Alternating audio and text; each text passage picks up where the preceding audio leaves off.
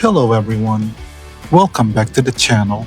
Now in this video, we will be reviewing the new McFarlane Maximus figure from the TV series Fallout. Now, I'm actually really confused with this release because this is supposed to be a regular release, but the Lucy figure is an Elite Edition release which is more expensive. So I think McFarlane really need to work on their pricing and how they release their figure because they just have so much now. They have a collector's edition, they have a Elite edition, they have a theatrical edition.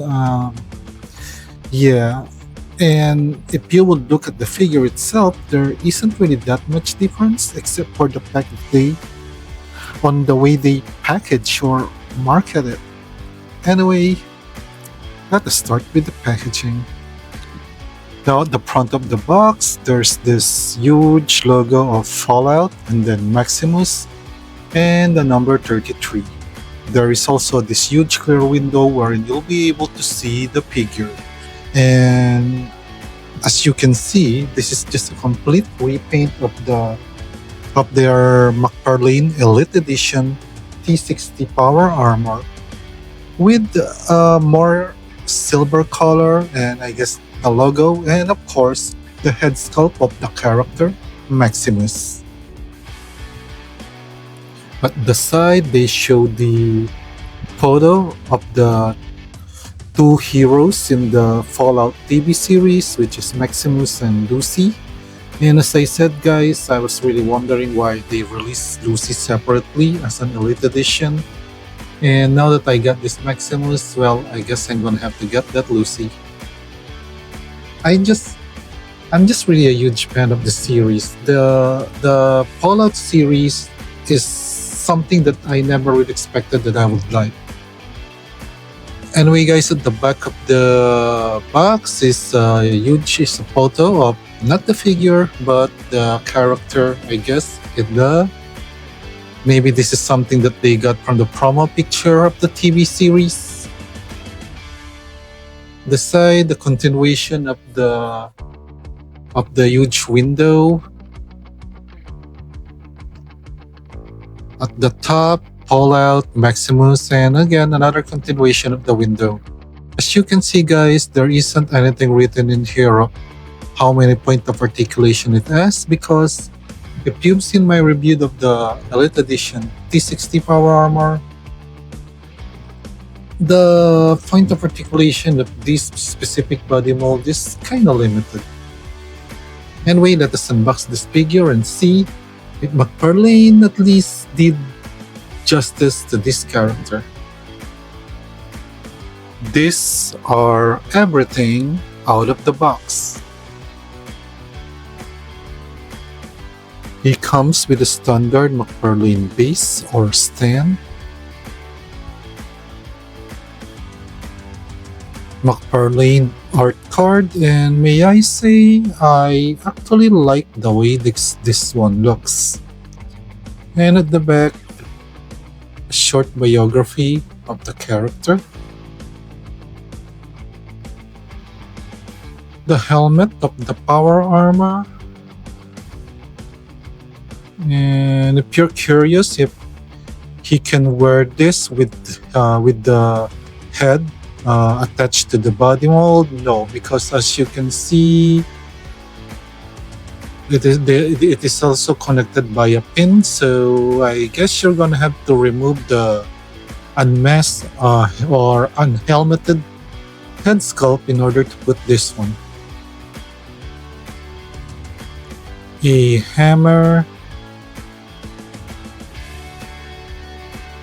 I'm trying to remember, does he have a gun in the TV show? Man, I need to rewatch the show.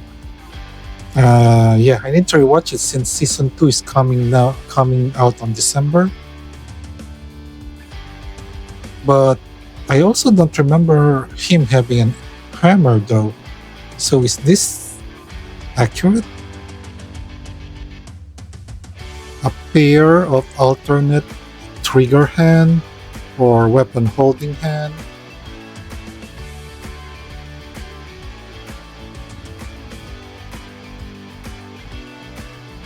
One finger pointing hand. I don't know why McFarlane made it standard to provide finger pointing hand now.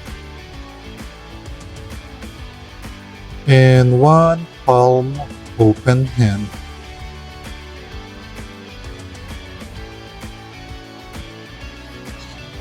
He also comes with this backpack, which I guess we can now connect at the back. Huh. How do I connect this? Okay. There. I thought that there would be a huge peg at the back. Anyway, there it is.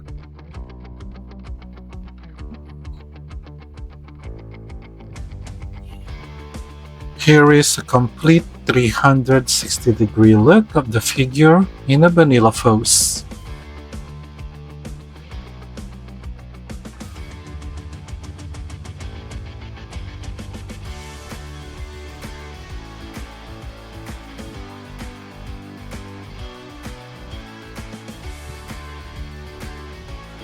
Now here's a close-up look of the head sculpt, and may I say, I think McFarlane did a pretty good job on the head sculpt. I can definitely see a likeness on the actor that plays this character.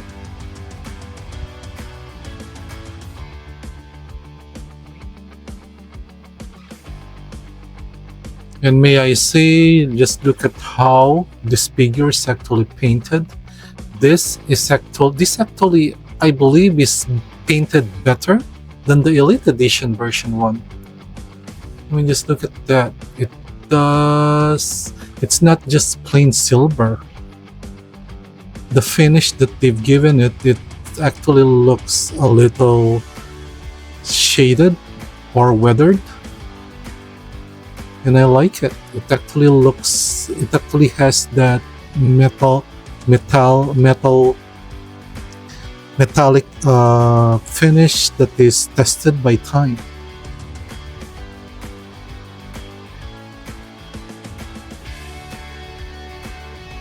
As far as I know, there isn't any difference on the mold. It is just a complete repaint. And of course, there's that logo.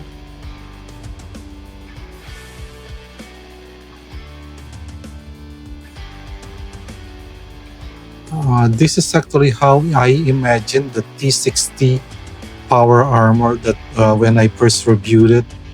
I was actually thinking that it should have been painted more in a silver color, and yeah, this is how I actually imagined it if I was gonna custom paint that figure.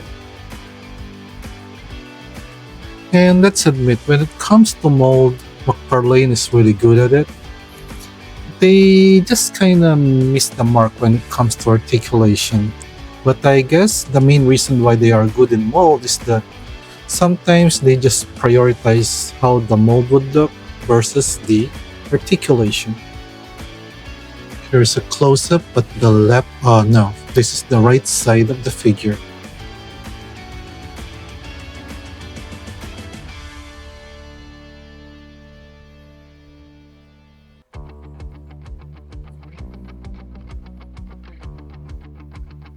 Here is a close-up of the left side of the figure.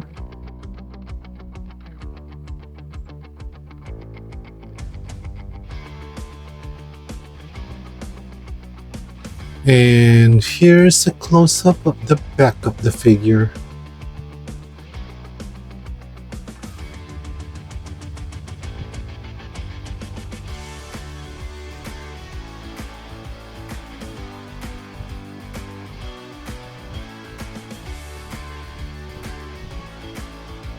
Now for articulation, let us first test the unmasked head. So you can look up a little, you can look down, side to side. Okay, there isn't that much articulation. But again, I guess it's to be expected with the way they design it.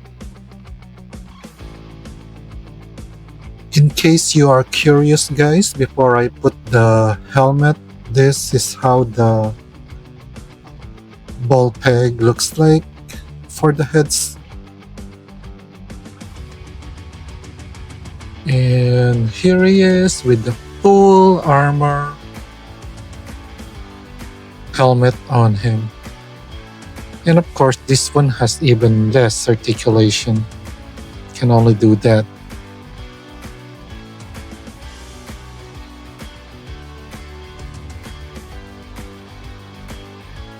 Now for the articulation of the shoulder and the hands, this armor part is connected by again a ball peg there, so you can do that.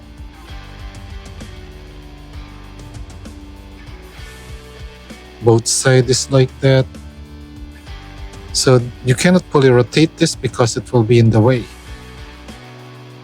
You can do a T-pose, but when it comes to the elbow, it is only a single joint. So that's the only range of the hands with a single joint.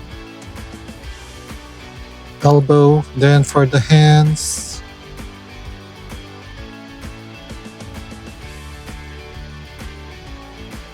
I cannot really move it, but yeah, there, it does have articulation like that. Can you make it do that? Anyway, that is it for the hand and shoulder articulation. He does have a cut on the bicep area, so that provides that articulation. He doesn't have any waist articulation. So can you look back just a little forward? Nope, side to side, not that much. I did notice that the joint or the connection between the legs and the waist is a little loose. And just look at that. I guess the mold is failing already. I mean, this is just the second time they use it, right?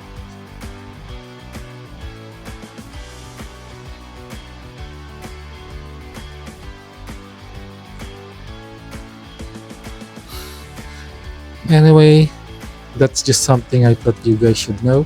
Now for the articulation, the thigh articulation is completely reliant on the connection there. There is no cut here. This is a whole, one whole part, so there is no cut here. So the thigh articulation is completely dependent on the connection to the waist. You can kick forward that far. You can kick backward that far, so that's basically the range. Single jointed knee.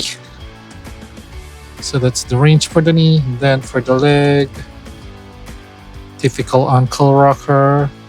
And yeah, it doesn't have any toe articulation. Can we do the Bandem? No, because this will be on the way. And yeah, that is all the articulation of this Maximus. Is it also called the T60 power armor? I am not really I never played the Fallout game. I am more of a fan of the TV show. That's why I'm not that aware. Is this also called the T60 power armor? Please leave in the comment below. Now for some comparison, here is next to the Elite Edition T60 Power Armor, which is the same body mold that this Maximus figure is using. And may I say, I do like the aesthetic of the Maximus armor more than the Elite Edition T60 figure. And mind you guys, the T60 is an Elite figure. It is packaged as an Elite figure, so it is more expensive than this Maximus figure, which, as I said at the beginning of this video, is just a regular release. but I do like the silver finish compared to the all gray weathered out finish of the Elite Edition. I actually think that the Maximus has more paint as compared to the Elite Edition. What do you think, guys? Which do you think is the better version? Maybe in my case it's just because I am more of a fan of the TV series. I never played the game, that's why I prefer the design of the TV version.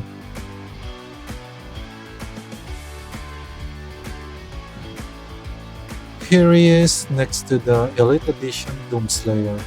Now when it comes to Elite Edition, I do think that at least McFarlane somehow did provide more to the Doom figure, because just look at that. His weapon actually has real chains, and just the way it was painted, which is why the Elite Edition T60 for me is a complete downgrade compared to their first two initial release.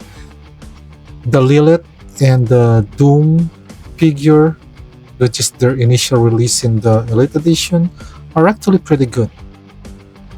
I'm not gonna say that they are reasonable for the price that they were given, but they are actually pretty good as compared to the next release in the Elite Edition that they did. I mean, who is it?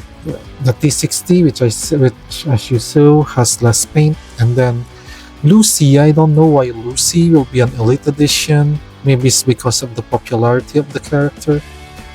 And then that persona character, I think is also an Elite Edition, which again I have no idea why that would be an Elite Edition. And there's that other Fallout character, which is from the game. That's what I know. That's why I don't know him, which I believe is just a complete reuse of the mold of Sandman, but it is an Elite Edition. So the second wave of Elite Edition for me are complete fail as compared to the first release. I mean, at least this one also has this material for a cape. I think the red version of this one, I think there was a red version of this one that just released by McFarlane, which is released on a regular one, and the cape is made of, well, rubber. And that's completely distinguished what an Elite Edition and a regular release, I guess. And just for fun, here he is next to a McFarlane Batman figure.